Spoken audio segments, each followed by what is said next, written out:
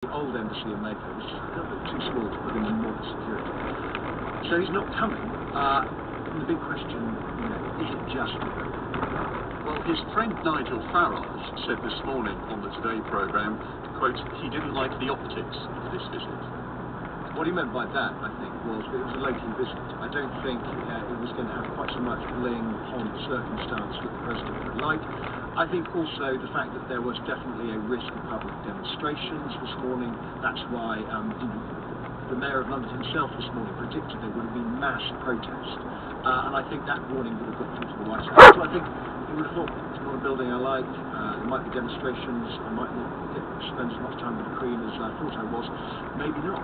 All right, James, stay there if you will, because there's a bit more Trump diplomacy to get into in a moment. Downing Street has said this morning that a planned state visit by the US President has not been cancelled, that he is still welcome to come here. A few moments ago I spoke to Sir Christopher Mayer, he's a former British ambassador to the US, and I asked him if he thinks that the Mayor of London is right when he says President Trump is not coming because he's finally got the message that he's simply not welcome. Well, he's getting a number of messages. I'm not quite sure this is the same message as Sadiq Khan has in mind.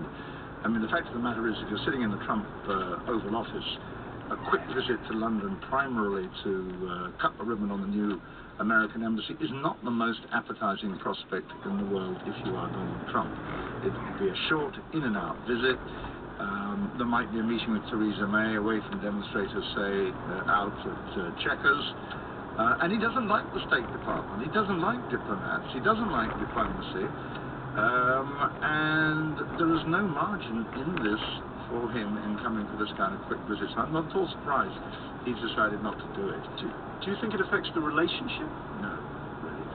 I mean, this is not the warmest prime ministerial presidential relationship we've ever seen in the history of British-American relations. But what we have to say is that ever since the Second World War, the inception of the so-called special relationship, these personal relations at the top have gone up and down like a yo-yo, and this is part of that pattern. Do you think there will be a state visit at some point during his presidency? I don't know. I think that certainly within his first term, let us assume that he has two terms, if we can say what will happen in the second term. In the first term, I think I would be surprised if he came, because it would be so difficult to manage security point of view, from a public point of view, if he remained as unpopular among the British people at large as he is now. Those are the views of Sir Christopher Mayer, former British ambassador to the United States. James Landale is still here, because this is not the only diplomatic spat, if you like, that the President is involved in today. Yeah, more strong words from the President, this time not in a tweet, in reported words.